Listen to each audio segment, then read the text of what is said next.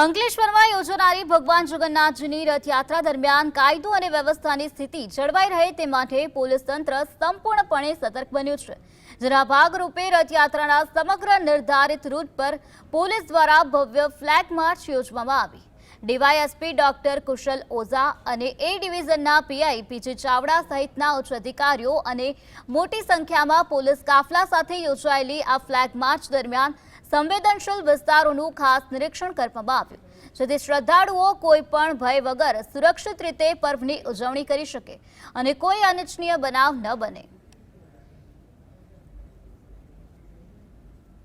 યાત્રાનું જે હર્ષોલ્લાસ સાથે આયોજન કરવા જઈ રહ્યા છે તેના અનુસંધાને આજે અંકલેશ્વર ડિવિઝન પોલીસ દ્વારા અંકલેશ્વર એ ડિવિઝન વિસ્તારમાં